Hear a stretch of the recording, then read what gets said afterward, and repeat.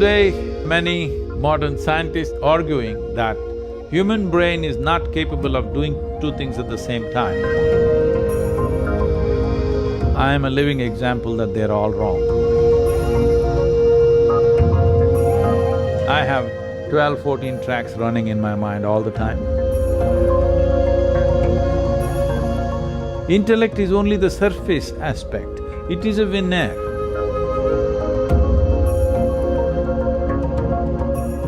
In the huge volume of intelligence that makes us who we are.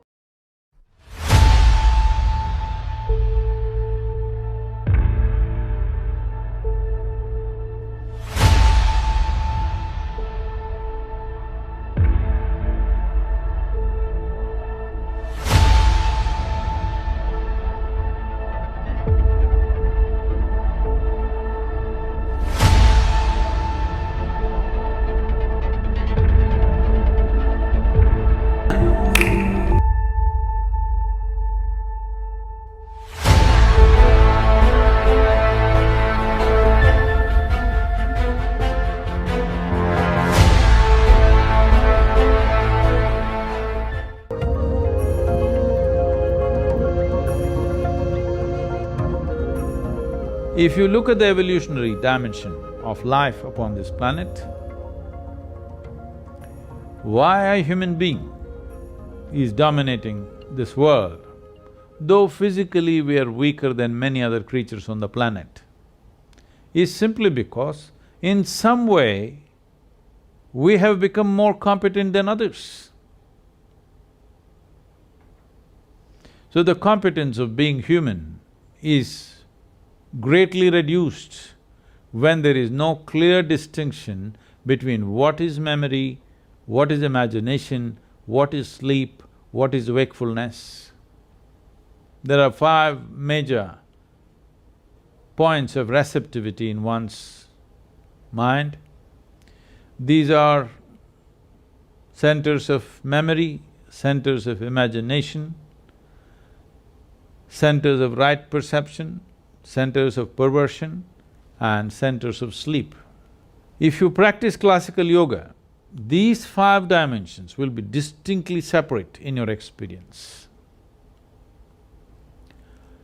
If it is not separate, what happens to you is, when you want to remember something, your imagination plays havoc with your memory.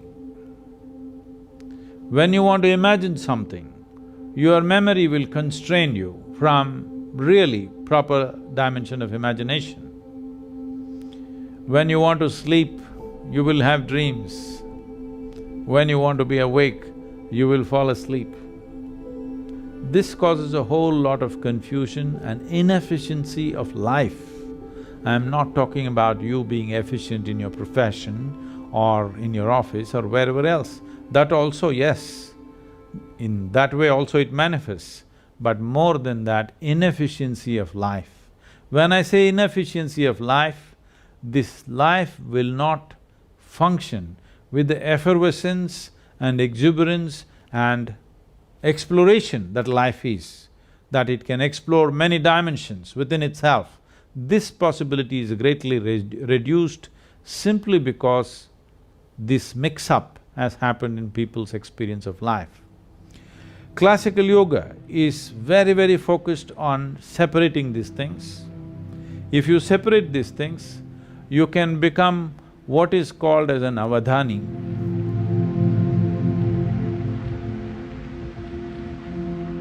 In ancient times, there were many people, today there are a few.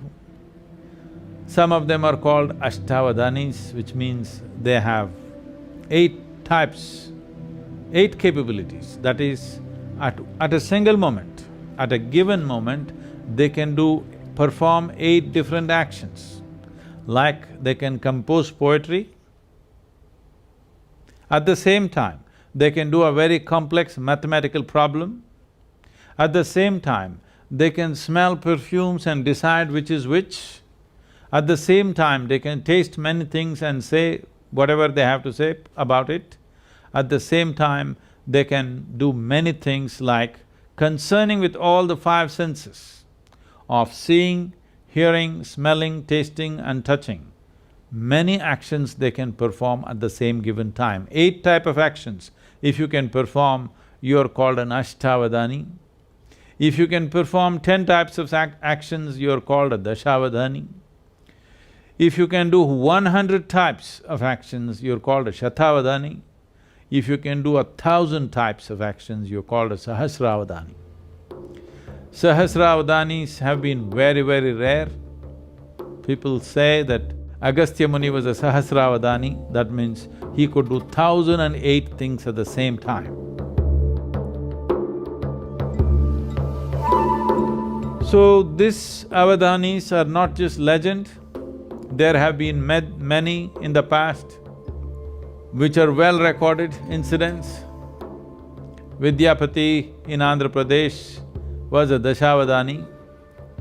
Through him, an entire culture of Dashavadhanis developed in Andhra Pradesh. Even today in the villages of Andhra Pradesh, there are Ashtavadhanis and Dashavadhanis in quite a good number. Siddhachandra was a Shatavadhani. He performed 100 types of actions under the scrutiny of Akbar's court, the Emperor Akbar's court. And he was honored for this and given the title of Shatavadhani because he performed 100 functions. And in modern times, there have been people who have performed 100 different actions, like Ravichandra Bai, who was a Gujarati Jain, who is a Shatavadhani. Tirukural Ramakanaga Subramaniam was Shodasavadhani, that means he performed 16 actions at a time. These are all documented incidents, but there are many others who come from certain tribes who've been doing this. It used to be a common thing in India that people would come and set up a small situation in the village where a few hundred people gather and they would perform many actions at the same time which look quite miraculous. But this is just to demonstrate the capacity of human memory, because human memory is not limited to articulate memory that we are talking about. Articulate memory is just a thin layer, the rest is a profound dimension. Our body carries 1 trillion times more memory than what you can articulate in your mind.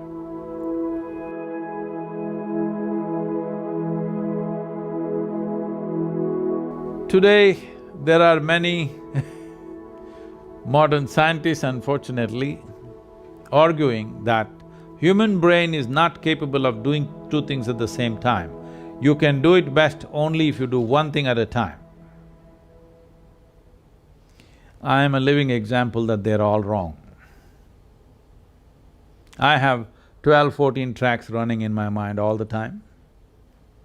Do I look distracted, disturbed or stressed because of that? No. You can perform any number of things because of this. It is not even that you have to consciously pay attention to it. If you open up a certain track and leave it, it goes on by itself. This is the nature of human intelligence.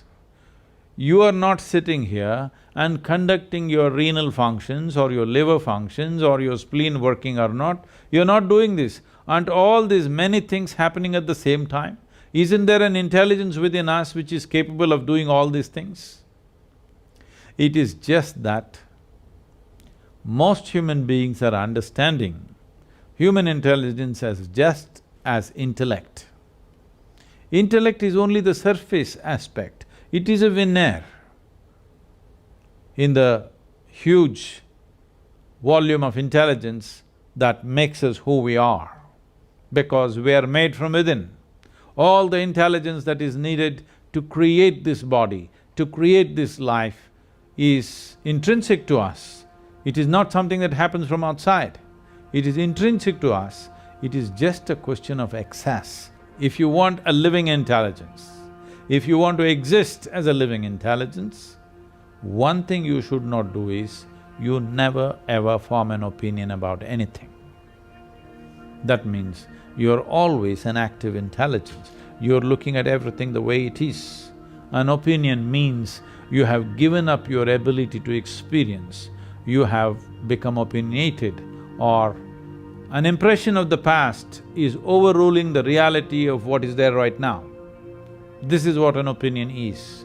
But unfortunately, we have created societies where unless you have an opinion, you're considered dumb or stupid because you have no opinion. But that's the smartest thing you can do, that is the most intelligent thing you can do, is that you did not subscribe to any opinion. You're willing to look at everything just the way it is.